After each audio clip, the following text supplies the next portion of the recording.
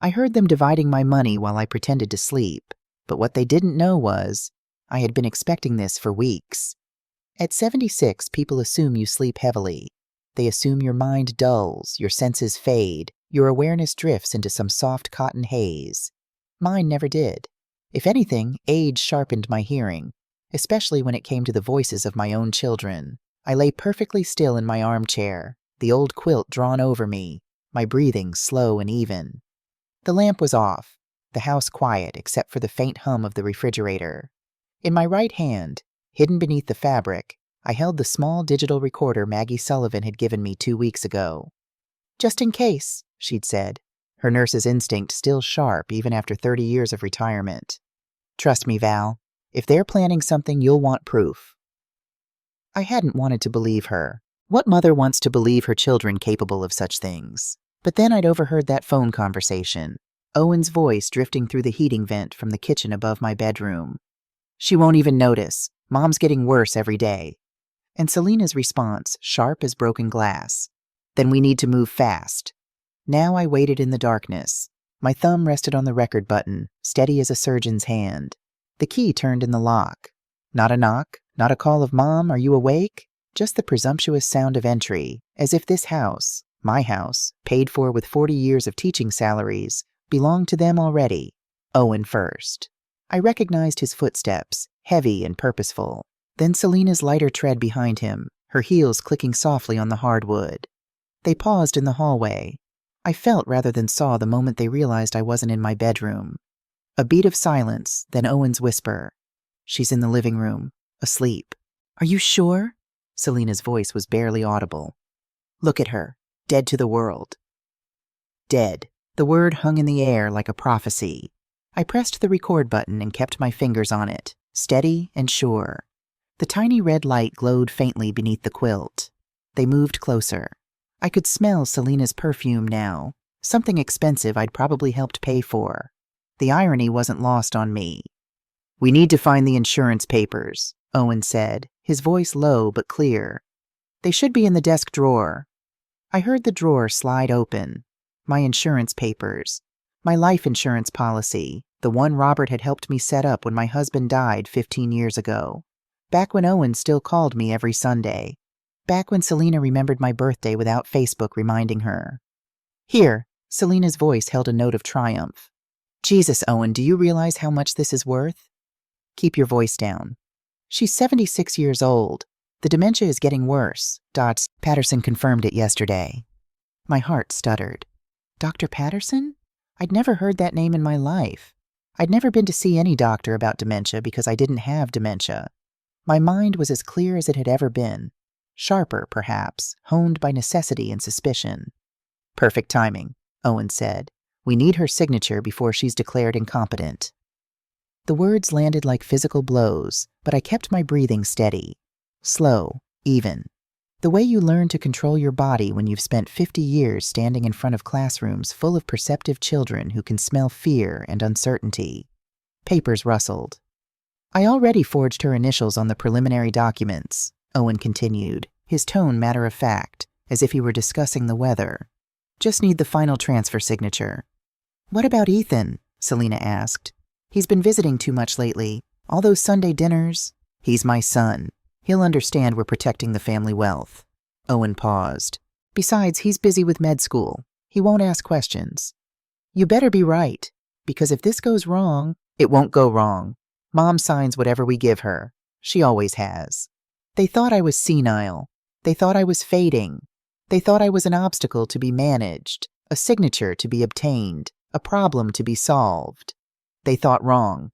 I listened as they sorted through my papers, occasionally making comments about the house and the investments, and when the time comes. As if my death were a scheduling inconvenience, a deadline they were working toward with irritating delays. When they finally left, taking several documents with them, I noted, the house did not return to silence. It pulsed with a new awareness, an old woman awakening not from sleep, but from delusion. I opened my eyes in the darkness. My hand remained closed around the recorder, its small weight suddenly feeling powerful. For the first time in years, I didn't feel fragile. I felt awake. Morning came slowly. the way it does when you've spent the night replaying your children's voices in your head, dissecting each word like a pathologist examining tissue samples. I made coffee with shaking hands, not from age, but from the kind of adrenaline that comes when you finally stop lying to yourself.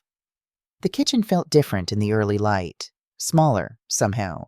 Or perhaps I felt larger, taking up space I'd forgotten was mine. The recorder sat on the table in front of me, next to my reading glasses and the morning paper I hadn't opened. I pressed play. Their voices filled my kitchen. Cold, calculating, familiar. Forged her initials on the preliminary documents. I stopped the recording. I'd heard enough. I knew what I had. The question was, what was I going to do with it? I thought about calling the police. But what would I say? My children broke into my house, using the key I gave them, and discussed financial matters while I pretended to sleep? It sounded absurd even in my own head. No, I needed to be smarter than that. I needed to understand exactly what I was dealing with. I went to my bedroom and opened the closet. On the top shelf, behind the winter coats I rarely needed in our mild climate, sat the metal box where I kept important documents. My hands trembled as I pulled it down. The deed to the house. Still there. Thank God. My will, present and accounted for. The life insurance policy, missing. My husband's life insurance policy, the one that had kept us afloat when he died, gone. Bank statements from the past year, vanished. I sat on the edge of my bed, the box in my lap, and felt something cold settle in my chest. This wasn't impulsive. This wasn't opportunistic. This was planned. Systematic. They'd been preparing for this. For how long? Months? Years? My phone rang. I picked it up automatically, saw Maggie's name on the screen. Val, you okay? You sound breathless. Maggie? My voice came out steadier than I felt. Can you meet me? Today? Now? Of course. Rosewood Cafe in 20 minutes? Make it 10. Maggie was already there when I arrived, sitting in our usual booth by the window. She took one look at my face and signaled the waitress for coffee.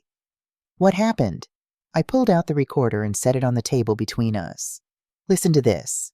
Her face changed as the recording played. I watched her go through the same progression I had. Confusion, disbelief, anger, and finally, a kind of grim recognition. Oh, honey, she said when it finished. Oh, Val. You were right. You were right about everything. Maggie had warned me 6 months ago when she'd noticed how often Owen helped with my finances. My sister went through this, she'd said carefully. Her son convinced her to give him power of attorney. Within a year, she had nothing left. I hadn't wanted to listen. What mother does? We need to call the police, Maggie said now. And say what? That my children discussed my finances in my house? That they forged documents? That they're planning to have you declared incompetent? Maggie's jaw set in that determined way that made me remember why she'd been such a formidable nurse. This is elder abuse, Valerie. Financial exploitation. It's a crime. I need to know how bad it is first. I need to see my bank accounts. Then we go to the bank. Today. She pulled a business card from her purse. And then you call this man. I looked at the card. Robert Chen, attorney at law, elder law specialist. His daughter was one of my patients, Maggie explained. Good man. Honest. He's helped a lot of people in situations like this. Situations like this. As if this were common. As if mothers routinely discovered their children planning to rob them blind. Maybe it was more common than I'd thought. Okay, I said. The bank first, then the lawyer. Maggie squeezed my hand across the table. Her grip was strong, anchoring. You're not alone in this, Val. You understand? You are not alone. I nodded, not trusting my voice, because that was the thing that hurt most. Not the theft, not even the betrayal, but the sudden, stark realization that I had been alone for a long time. I just hadn't wanted to admit it. The bank was busy with the lunch crowd, but I walked straight to the counter with the kind of determination that comes from righteous anger. I need to speak with someone about my accounts, I told the teller, a young woman named Jessica, whose name tag identified her as new account specialist. All of them. I need complete statements for the past 12 months. Of course, Mrs. Hawthorne. Let me get someone from customer service. Now, please. Something in my tone made her move faster. Within minutes, I was sitting in a small office with a banker named Thomas Rodriguez, who was pulling up my accounts on his computer with the careful expression of someone who already knew what I was about to discover. "Mrs. Hawthorne, I see here that you have a checking account, a savings account, and a money market account with us. Is that correct?" "That's correct. What are the current balances?" He hesitated, just for a moment, but I caught it. "Your checking account shows $3,247. Savings is $8,102. Money market is $101,653. I felt the blood drain from my face. "That's not possible. My money market had over $180,000 last time I checked." "When was that, ma'am?" 6 months ago, maybe 7. Thomas turned his monitor toward me.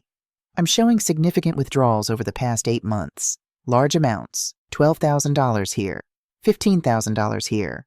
Multiple withdrawals of $8,000 to $10,000. Who authorized those withdrawals?" But I already knew the answer. I saw it in the way Thomas's eyes flickered with sympathy. "Your son, Owen Hawthorne. He has power of attorney on your accounts. These withdrawals are all marked as authorized transactions." He scrolled down. "Home repairs, medical expenses, insurance premiums." "I haven't had any home repairs.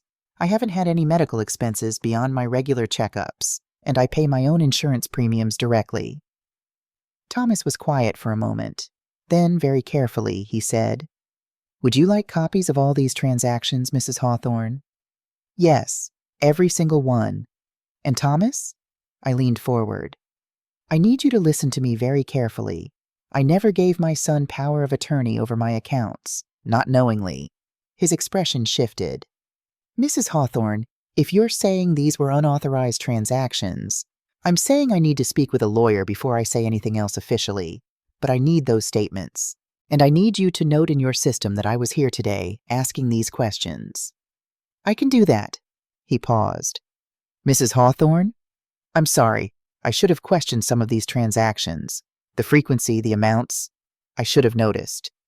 "It's not your fault," I said, though part of me wanted to scream that yes, someone should have noticed. Someone should have called me, should have verified, should have protected me. But I was the one who'd signed that power of attorney form 3 years ago, when Owen said it was just in case something happened to me. I was the one who'd trusted him. I was the one who hadn't been paying attention. I left the bank with a folder full of statements and a new kind of fury burning in my chest. Not the hot, explosive kind. The cold, determined kind that plans and calculates and waits. Maggie was waiting in the car. She took one look at my face and said, "How bad?" $80,000. Maybe more. I haven't finished adding it up. She didn't gasp or exclaim. She just nodded, as if she'd expected exactly this. "Now we call the lawyer." "Now we call the lawyer," I agreed. But as I pulled out Robert Chen's business card, my phone buzzed. A text from Ethan. "Hey, Grandma, can I come by this afternoon? Want to talk to you about something?" My grandson, Owen's son, the one person in my family who still called just to say hello, who still remembered I existed outside of signature lines and bank account numbers. What did he want to talk about? And more importantly, did he know what his father was doing? I looked at Maggie. "Ethan wants to come by this afternoon." "Owen's boy?" "Yes." "Are you going to tell him?" That was the question, wasn't it? Tell him and risk him warning Owen. Don't tell him and face this alone. Except I wasn't alone. Not anymore. I had Maggie. I had evidence. I had the cold, clear knowledge that I was right and they were wrong. "Not yet," I said finally. "First I talk to the lawyer. Then I decide who I can trust." I dialed Robert Chen's number. It rang twice before a calm, professional voice answered. "Chen Law Office, how may I help you?" "Yes," I said, my voice steady. "My name is Valerie Hawthorne. I need to speak with Mr. Chen about a case of financial elder abuse, and I need to see him today." There was a brief pause, then, "Let me check his schedule. Can you hold, please?" I held. I could wait. I'd waited 76 years to find my spine. I could wait a few more minutes to figure out how to use it. Robert Chen could see me at 4 o'clock. That gave me 3 hours to prepare and 1 hour to deal with Ethan. My grandson arrived at 2:30, exactly when he said he would. That was one thing about Ethan. He kept his word. He'd always been that way, even as a child. If he said he'd help you rake leaves on Saturday, he showed up with gloves and a smile. Now he stood in my doorway looking tired, his medical school backpack slung over one shoulder, his father's dark eyes shadowed with something I couldn't quite name. "Come in, sweetheart," I said, and watched him hesitate. That hesitation told me everything. He knew something. I led him to the kitchen, poured him the iced tea he liked, and waited. I'd learned in 50 years of teaching that silence was often the best way to get the truth. Children, even grown ones, couldn't stand silence. They filled it. Ethan filled it. "Grandma," he said finally, setting down his glass without drinking. "I need to ask you something, and I need you to be honest with me." "I've never been dishonest with you." "I know. That's why this is so hard." He looked at his hands. "Dad called me last week. He said you've been having memory problems, that you're forgetting things, important things." My heart went very still. "What kind of things?" "He said you left the stove on twice, that you forgot to pay your electric bill and it almost got shut off, that you've been getting confused about dates and appointments." He looked up at me, and I saw the worry there. Genuine worry, not manipulation. "He asked me to keep an eye on you, to notice if you seemed forgetful." "And what have you noticed?" "That you're exactly the same as you've always been. Sharp. Organized. You remembered my anatomy exam was last Tuesday and texted me good luck at 7 in the morning. You remembered Mrs. Patterson across the street had surgery and made her a casserole." His voice dropped. "Grandma, I don't think there's anything wrong with your memory." "There isn't." "Then why would Dad say there is?" This was the moment. Tell him or don't tell him. Trust him or protect him from the truth about his father. I looked at my grandson, 22 years old, earnest and good, studying to be a doctor because he wanted to help people. Not for the money or the prestige, but because he genuinely cared. He wasn't Owen. He wasn't even Owen's son, really. He was his own person. "Ethan," I said carefully, "if I told you something about your father that was very difficult to hear, could you keep it confidential? Even from him?" His face went pale. "What's going on?"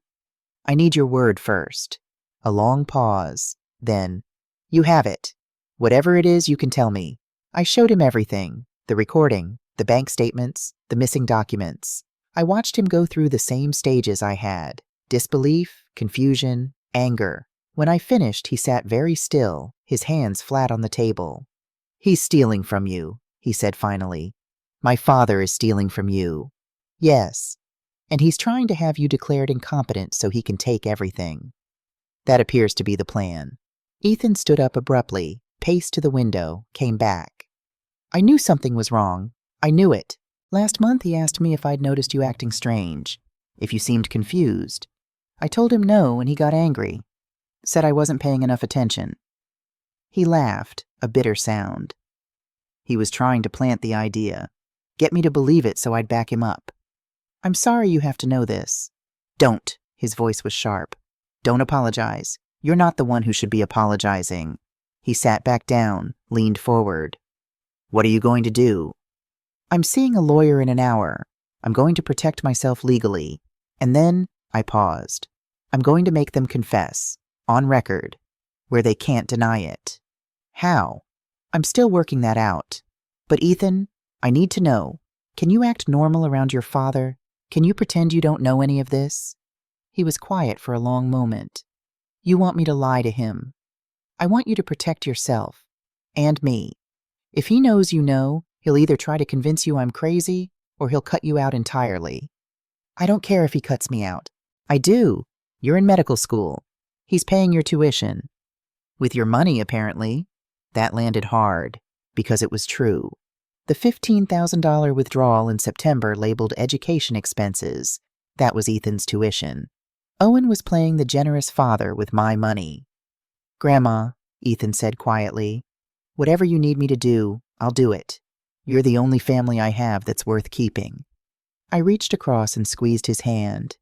"You're worth keeping too, sweetheart. Remember that." After he left, I sat for a moment in the quiet kitchen. Then I gathered my folder of evidence and drove to Robert Chen's office. Robert Chen was younger than I expected, maybe 50, with gray-streaked hair and the kind eyes of someone who'd seen too much human cruelty and still chose to believe in human goodness. His office was lined with law books and family photos.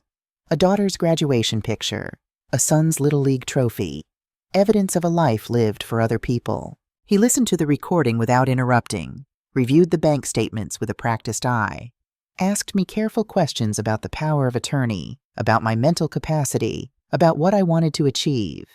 When I finished, he sat back and steepled his fingers. "Mrs. Hawthorne, this is textbook financial exploitation. Your son has committed multiple felonies, forgery, theft, fraud. With this evidence, you could have him arrested today. But arrests are messy. They're public. They damage families permanently." He paused. "I'm not saying don't do it. I'm saying make sure it's what you want. Because once you call the police, there's no going back. What are my other options? We can revoke the power of attorney immediately, freeze all accounts, establish an irrevocable trust to protect your assets, file for a restraining order if necessary."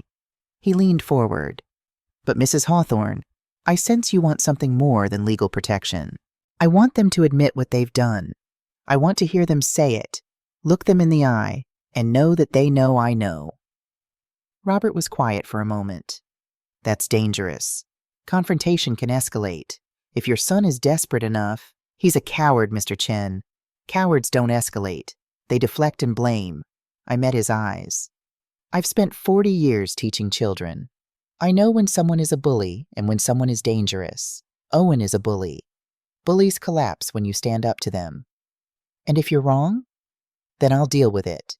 But I won't spend the rest of my life wondering if I could have fought back." Robert studied me for a long moment. Then he nodded. "All right. If you want a confession, we'll get you a confession.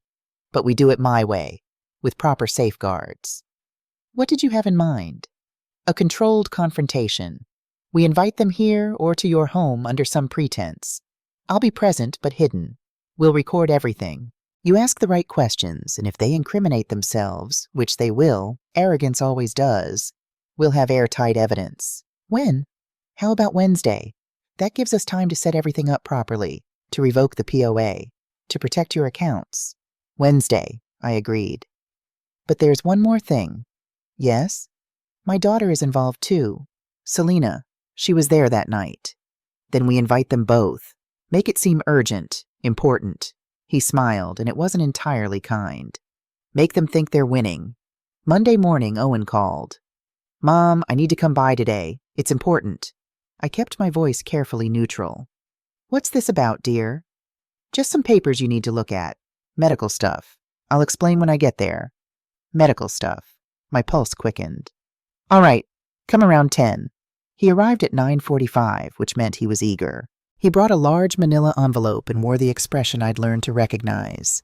Concerned son, dutiful caretaker, burdened by responsibility. "Mom, let's sit down," he said, guiding me to the kitchen table as if I were fragile. I let him guide me. I played the role he expected. Slightly confused, easily led, grateful for his attention. He pulled documents from the envelope, official-looking papers with a medical center letterhead. "Mom, I got a call from Dr. Patterson last week. He said you came in for an evaluation." "I did?" I let my voice waver. I don't remember that." "That's exactly the problem." Owen's voice was patient, practiced. "Mom, you've been diagnosed with early-stage Alzheimer's disease." The words hung in the air. I stared at the document he pushed toward me. It looked legitimate. Letterhead, signature, official stamp. A full medical report detailing cognitive decline, memory loss, inability to manage daily affairs. "It says here you underwent a comprehensive evaluation, memory tests, cognitive assessments." Owen pointed to specific lines. "The doctor recommends immediate guardianship, for your safety." I picked up the paper with shaking hands. Real shaking this time, from anger, not fear. "But I don't remember going to any doctor." "That's the disease, Mom. You forget things, important things." He pulled out another set of documents. "These forms will make everything easier. I'll handle your medical decisions. Your finances? You won't have to worry about anything."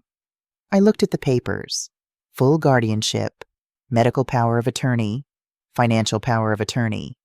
Everything signed over to Owen Hawthorne. "I need to think about this," I said. "Mom, there's nothing to think about. You're sick. You need help. I'm your son. This is what families do." "I said I need to think about it." I set down the papers with more force than he expected. His jaw tightened. Just for a second. Then the patient mask returned. Okay, that's fine. But Mom, we really need to handle this soon. The doctor said your condition will only get worse. After he left, I immediately called Robert Chen. He brought a fake medical diagnosis, I said. A complete fabricated history of treatment I never received. From Dr. Patterson? Yes. All right, this changes things. This is fraud on a whole new level. I could hear him typing. I'm going to look into this Dr. Patterson. In the meantime, do not sign anything. And Mrs. Hawthorne, we're moving up the timeline. Can you get them both to your house tomorrow afternoon? I think so. Then we'll end this tomorrow. Be ready. Tuesday morning, I texted Owen and Selena from a group chat. Need to talk to you both. Important. Today at 2 p.m. Please come. Owen responded immediately. What's this about? I've made a decision about the papers, I replied. I'll sign them, but I want you both there. Selena sent 3 question marks. Then, okay, see you at 2. They thought they'd won. Maggie arrived at noon to help me prepare. Robert Chen came at 1, parking his car down the street and entering through the back door. I'll be in your bedroom with recording equipment, he explained. Once they're here and sitting, I'll turn it on. You have your questions ready? I had my questions ready. I'd been preparing them all night. At 1:45, Maggie squeezed my hand. You sure about this? I've never been more sure of anything. They might get angry. Things might get ugly. Things are already ugly. I'm just making them visible. At exactly 2:00 p.m., Owen's car pulled into my driveway. Selena's BMW arrived 30 seconds later. They walked to my door together, a unified front. I let them in. Mom, Owen said, all warmth and relief. I'm so glad you're being reasonable about this. Let's sit in the kitchen, I said. Would you like coffee? We're fine, Selena said quickly. Let's just take care of this. They sat across from me, exactly where I wanted them. Maggie stood near the counter, a silent presence they barely acknowledged. Owen pulled out the documents again, the fake medical report, the guardianship papers. All you need to do is sign here, here, and here, he said, pointing with his pen. Then we can start getting you the care you need. I looked at the papers, then at him, then at Selena. Before I sign, I said carefully, I have a few questions. Mom, there's really nothing to... How much money do I have left? Owen paused. That's not really relevant right now. Humor me. How much? He exchanged a glance with Selena. Around $110,000. And how much did I have a year ago? I don't remember the exact $198,000 I checked. I kept my voice level. Where did $88,000 go? Mom, this isn't the time. Medical expenses, Owen? Home repairs? That's what the withdrawal slips say. But I haven't had any medical expenses beyond my regular checkups. And my house is exactly as it was a year ago. So where did the money go? The room went very quiet. Selena spoke first. Mom, you're confused. This is exactly why you need... I'm not confused, Selena. I'm very clear. Clearer than I've been in years. I pulled out my own folder. I have 12 months of bank statements, every withdrawal, every transfer, all authorized by Owen using a power of attorney I don't remember signing. Owen's face had gone pale. You're not understanding the situation. Then explain it to me. Explain the $15,000 withdrawal in September, the $12,000 in July. Explain why you have my life insurance policy. Explain why documents are missing from my safe. This is ridiculous. Owen stood up. Sit down, Owen. Something in my voice made him sit. And explain, I continued, my voice rising now, all pretense dropping away, why Dr. Patterson would diagnose me with Alzheimer's when I've never met Dr. Patterson, when I've never been to any appointment, when this entire medical history is a fabrication. You forgot the appointments, Selena tried. I didn't forget anything. My hand slapped the table. You forged these documents. You created a false medical history. You've been systematically stealing from me for months, and now you're trying to have me declared incompetent so you can finish the job. Owen and Selena stared at me like I'd grown a second head. Mom, Owen said slowly, carefully, you're not well. You're paranoid. This is exactly the kind of confusion the doctor warned us about. There is no doctor. There never was. You made it all up. That's not... We would never... Owen was floundering now. looking at Selena for support. "Owen, stop talking," Selena hissed. But Owen couldn't stop. He was panicking. "We were trying to protect you. The money wasn't being managed properly. So you stole it? It wasn't stealing. It was managing your assets. You weren't using it. You just sit in this house eating soup while you have money that could be invested, could be yours?" "Yes. Eventually. Why not now? Why make us wait until you're dead when we need it now?" The words hung in the air. Selena had gone completely white. "Owen," she whispered. "Shut up." But the dam had broken. "I lost everything in that tech investment. Everything. I'm drowning in debt. My practice is failing, and you're sitting on $200,000 doing nothing with it. So you forged documents. You created a fake diagnosis. You planned to have me declared incompetent and locked away so you could take everything. For the family. To protect the family assets. From me? You need to protect the family assets from me? You're not going to live forever, Mom. We're just accelerating the timeline." Selena made a small sound of horror. I stood up slowly. "Maggie, would you please ask Mr. Chen to join us?" The confusion on their faces was beautiful. The bedroom door opened and Robert Chen walked out carrying a digital recorder and a tablet. "What the hell?" Owen half stood. "Sit down, Mr. Hawthorne," Robert said calmly. "I'm Robert Chen, Mrs. Hawthorne's attorney, and I've recorded this entire conversation." Selena's hands went to her mouth. Owen looked like he might be sick. "You just confessed to forgery, fraud, financial exploitation, and conspiracy," Robert continued. "I have 8 months of bank records showing unauthorized withdrawals. I have evidence of document forgery. And now I have your admission, on tape, that you created false medical records with the intent to defraud your mother." "She tricked us," Owen said. "This was entrapment. Entrapment requires law enforcement coercion. This was simply allowing you to tell the truth, which you did, extensively." Owen turned on Selena. "This was your idea. You said she'd never notice. You said she was too far gone." "My idea?" Selena's voice went shrill. "You're the one who forged her signature. You're the one who spent the money on your failed business ventures.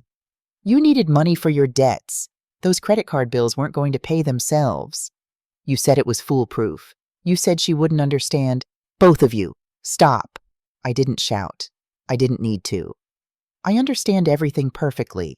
You stole from me. You lied to me. You tried to have me declared insane so you could take everything I've worked for my entire life." "Mom," Owen's voice cracked, "we're your children. And I'm your mother, not your bank account." Robert Chen stepped forward. "Here's what's going to happen. You will both sign statements acknowledging the theft. You will agree to repay every cent, $88,000, within 90 days. You will relinquish any and all access to Mrs. Hawthorne's accounts, properties, and legal affairs, and you will never contact her again without her explicit permission." "Or what?" Owen asked. "Or I file charges. Fraud, forgery, theft, elder abuse. You'll both face felony charges. And given the premeditation, the documentation, and your taped confession, you'll be convicted." Robert's voice was steel. "You'll lose your professional licenses. You'll go to prison. Your son will find out his father is a criminal who preyed on his own mother." Owen's face crumbled. "Ethan, you can't tell Ethan." "That ship has sailed," I said quietly. "He already knows. I told him yesterday." The look on Owen's face, horror, shame, disbelief, almost made me feel sorry for him. Almost. "You have 48 hours to decide," Robert said. "Sign the repayment agreement or face prosecution. Those are your only options." They left without the documents they came for. Without my signature. Without my compliance. They left with nothing but the consequences of their choices. After they were gone, I sat in my armchair, the same one where I'd heard them that first night, and let out a breath I felt like I'd been holding for months. Maggie brought me tea. "You did it, Val." "I can't believe it's over." "It's not quite over. They still have to pay you back. They still might try something." "Let them try." I sipped the tea. It was sweet, the way Maggie always made it. "I'm not afraid of them anymore." Robert Chen was packing up his equipment. "Mrs. Hawthorne, I need to file the paperwork to revoke all their access. And we should set up that trust tomorrow. Make sure everything is protected." "What about Ethan? Can we make sure he's protected too?" We'll make him the beneficiary, but not with any management responsibilities until he's established in his career. Would that work? That would work. After Robert left, it was just Maggie and me. 2 old women in a kitchen, drinking tea while the afternoon light slanted through the windows. You know what the worst part is? I said finally. What? I still love them. Even after everything, I still love them. And I hate that I do. Maggie reached over and squeezed my hand. That's what makes you a good mother, Val. Not a fool. A good mother. My phone buzzed. Ethan, Dad just called me. He's furious. Said you ambushed him. Are you okay? I typed back. I'm fine, sweetheart. More than fine. I'll explain everything soon. Did he really do all those things? Yes. A long pause. Then, I'm proud of you, Grandma. Those 4 words did what Owen's betrayal couldn't. They made me cry. But this time the tears were clean, honest, the kind that washes things away instead of just marking pain. I looked around my kitchen, my house, legally protected now, truly mine, and felt something settle in my chest. Not peace exactly, but something like it. Survival. And beyond survival, the stubborn, quiet determination to keep living. 2 weeks passed. 2 weeks of relative quiet that felt more like the eye of a hurricane than actual peace. Owen and Selena hadn't signed the repayment agreement. They hadn't returned my calls. They'd simply disappeared from my life, as if by ignoring the problem, it would cease to exist. I should have known they were planning something. The letter arrived on a Tuesday morning, delivered by courier. Official, legal, terrifying. Notice of competency hearing the state of California versus Valerie Hawthorne petitioner, Owen Hawthorne, seeking guardianship on grounds of mental incapacity. My hands shook as I read it. Owen was taking me to court. He was actually going through with it, trying to have me declared incompetent before a judge. The hearing was scheduled for 2 weeks away. Attached to the notice was a sworn affidavit from Dr. Richard Patterson, stating that he had examined me on 3 separate occasions and found clear evidence of moderate to severe Alzheimer's disease. The affidavit recommended immediate guardianship for my own safety. I called Robert Chen. They're going on the offensive, he said, his voice grim. This is a desperation move. If they can convince a judge you're incompetent, your previous testimony and the recordings might be deemed inadmissible. You'd lose all legal standing. Can they do that? Can they actually win? Not if we can prove the medical records are fake. But Valerie, we need to move fast. We have 2 weeks to dismantle their entire case. How do we do that? First, we find out who Dr. Richard Patterson really is. Robert hired a private investigator, a woman named Sarah Martinez, former LAPD detective who'd specialized in fraud cases before retiring. She had sharp eyes and the kind of no-nonsense demeanor that came from 25 years of seeing humanity at its worst. She sat in my living room 3 days later with a laptop and a folder full of printouts. Dr. Richard Patterson is real, she said without preamble. Retired 5 years ago. Lives in a condo in Boca Raton, Florida. Has a small pension and spends his days playing golf. So Owen found a retired doctor to lie for him? Not exactly. Sarah pulled out a document. I called Dr. Patterson. Very nice man. Very confused about why someone from California was asking about him. He hasn't practiced medicine since 2019. Never heard of you. Never signed any affidavit. My blood went cold. Someone forged his signature. Someone forged everything. The letterhead, the medical records, the examination notes, all of it is fake, but it's professional grade fake. This isn't something your son did with a home printer. Robert leaned forward. Someone helped him. Someone with medical knowledge and access to official documents. Exactly. Sarah pulled out another sheet. I went through your son's recent financial records, public information since he's behind on his taxes. Found a payment 3 months ago, $15,000 to something called Medical Consulting Services, LLC. What is that? A shell company. Took me 2 days to trace it, but I found the owner. She turned her laptop around. Dennis Holloway, former physician's assistant. Lost his license 3 years ago for insurance fraud. Now he runs a very lucrative side business creating fake medical documents for legal cases. He sells forgeries? He sells very convincing forgeries, usually for disability claims, malpractice suits, that kind of thing. But apparently he's branched out into elder competency cases. Robert's jaw tightened.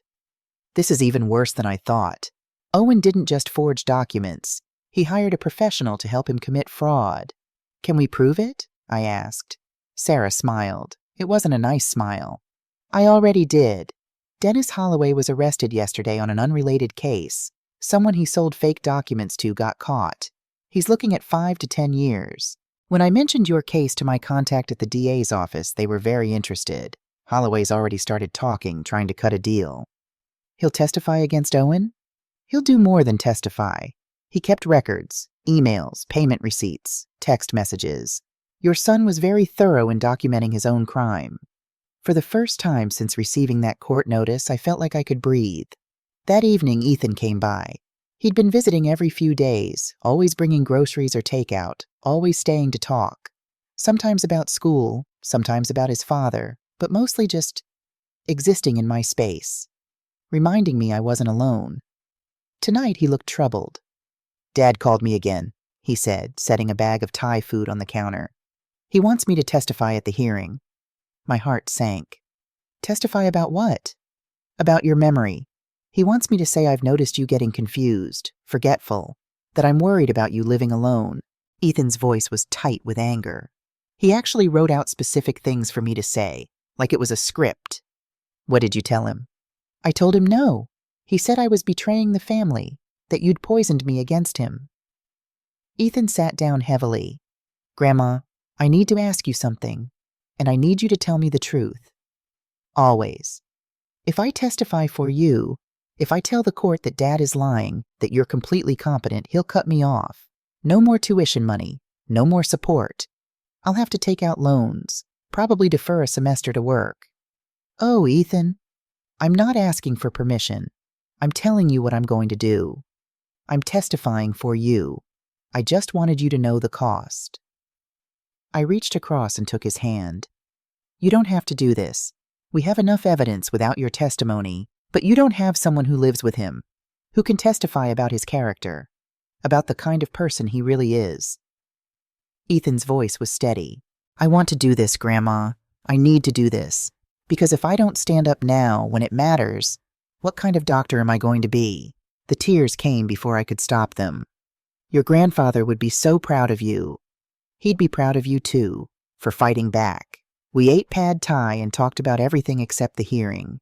But it hung there between us, a presence we both felt. As he was leaving, Ethan paused at the door.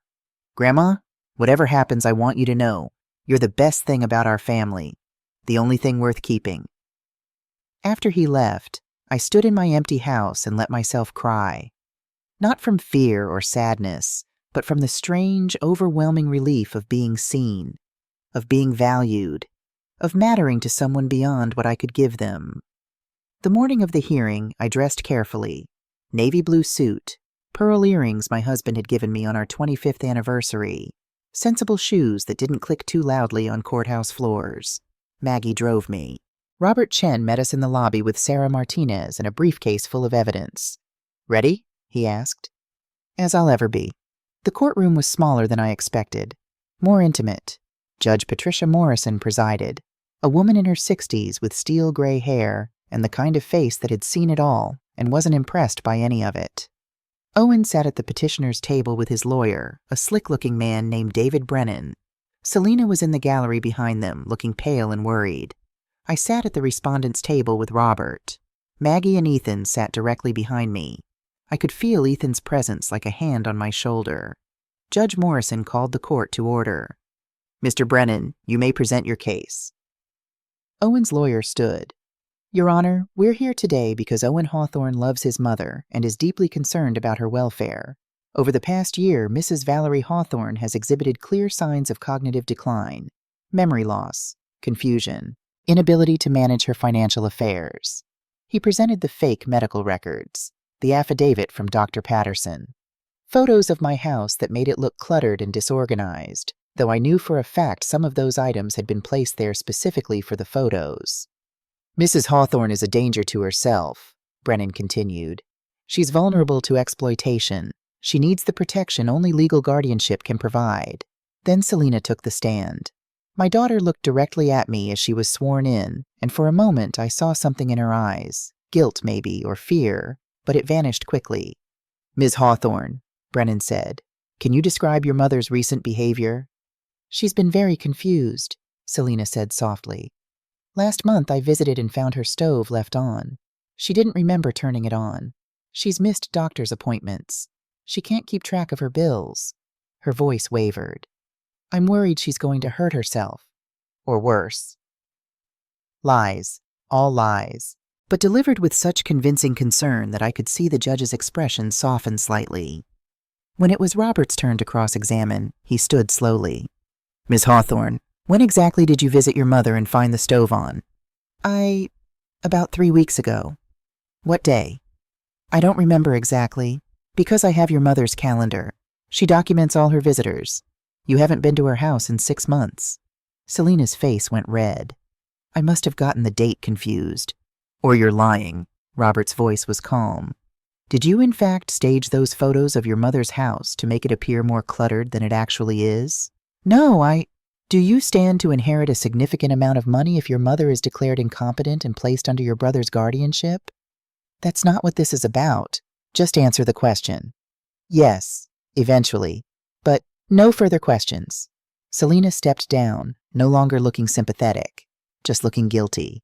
Owen's lawyer called a few more witnesses, neighbors who'd allegedly seen me acting confused, though Robert quickly established they'd been paid $500 each for their testimony.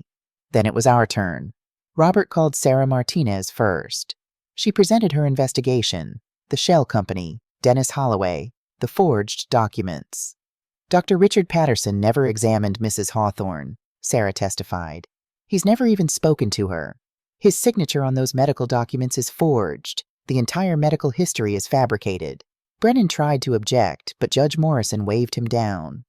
"I'd like to hear this."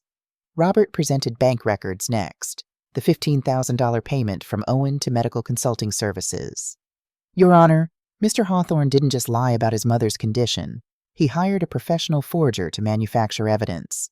Dennis Holloway is currently in custody and has provided a full confession, including his work for Mr. Hawthorne." Owen had gone very pale. Then Robert played the recording from my kitchen. Owen's voice filled the courtroom. "We're just accelerating the timeline. You're not going to live forever, Mom." When it finished, Judge Morrison's expression had transformed from judicial neutrality to barely contained disgust.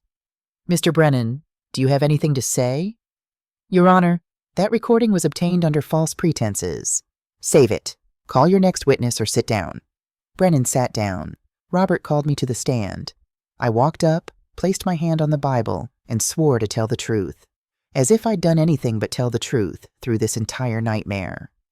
"Mrs. Hawthorne," Robert said gently, "can you tell the court how old you are?" 76. "And what did you do for a living?" "I was an elementary school teacher for 40 years, 3rd grade mostly." "When did you retire?" 11 years ago.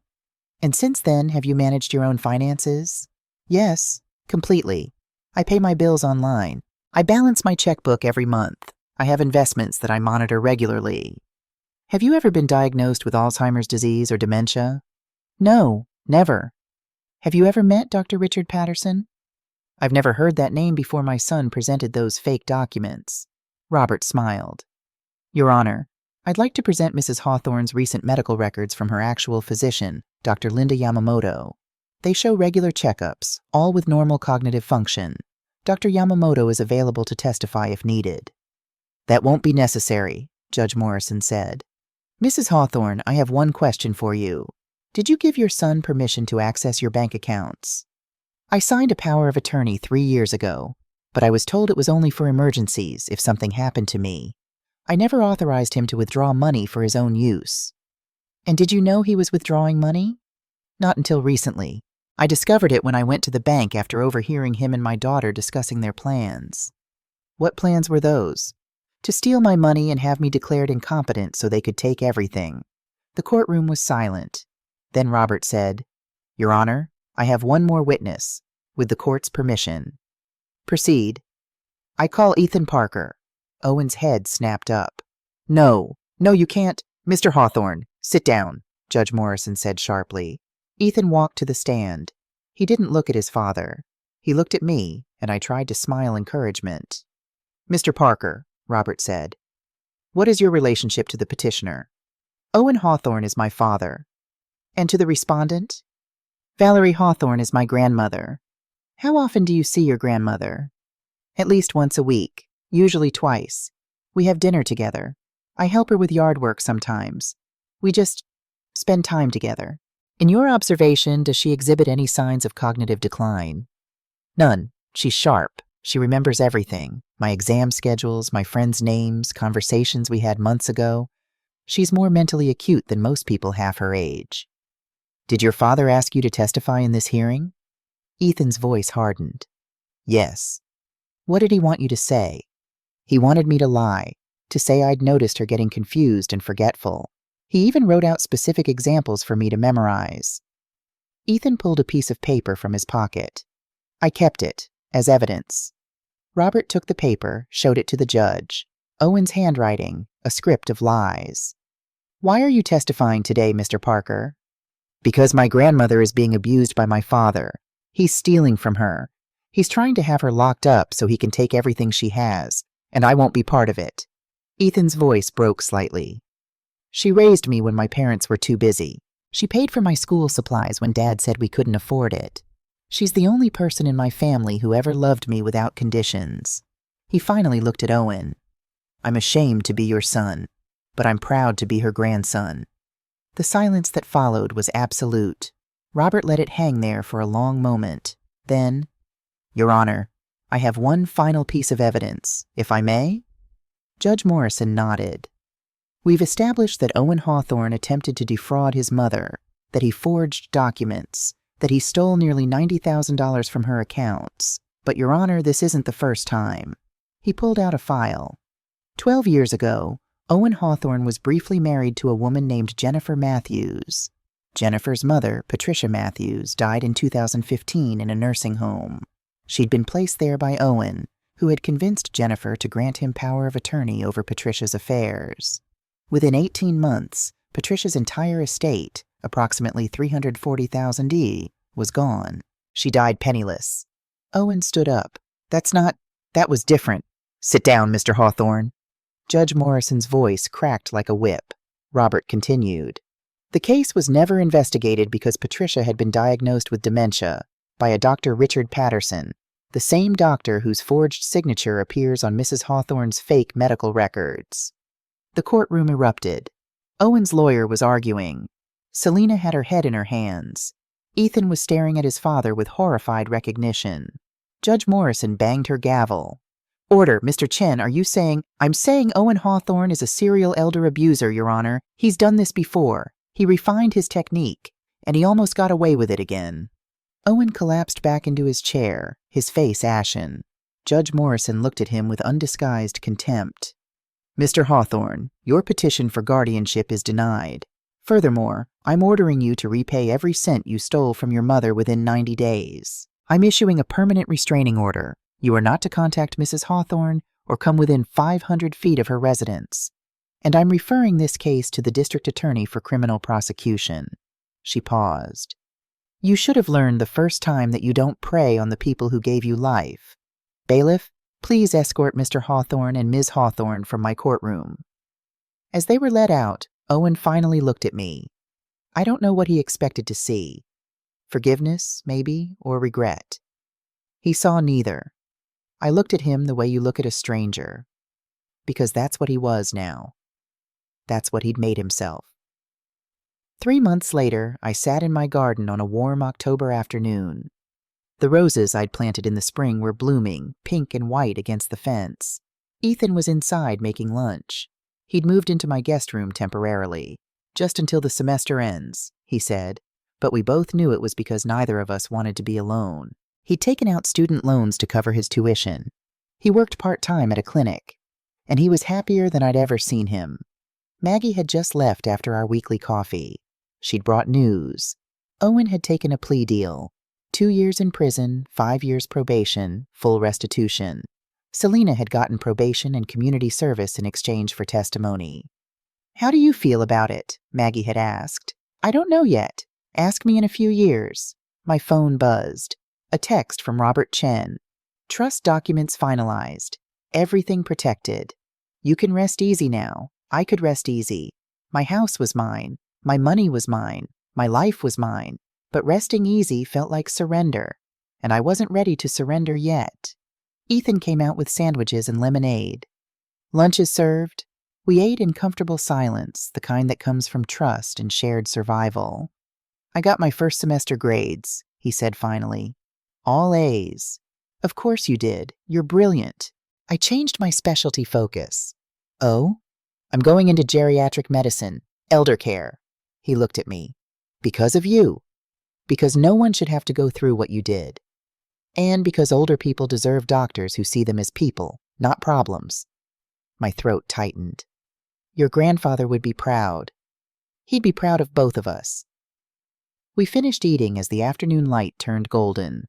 Somewhere in the distance, children were playing. Life was going on.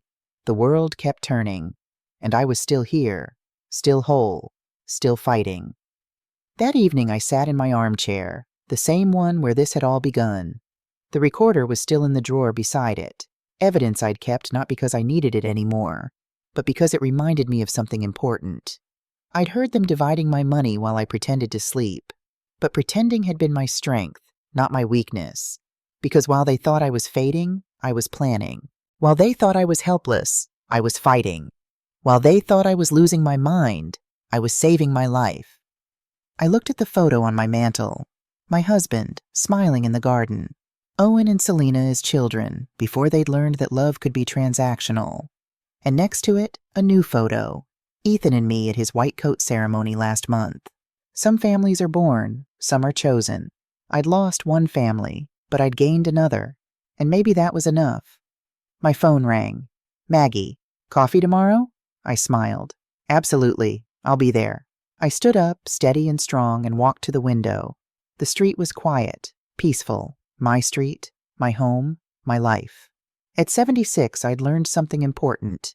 It's never too late to find your spine. Never too late to stand up. Never too late to save yourself. And it's never ever too late to begin again.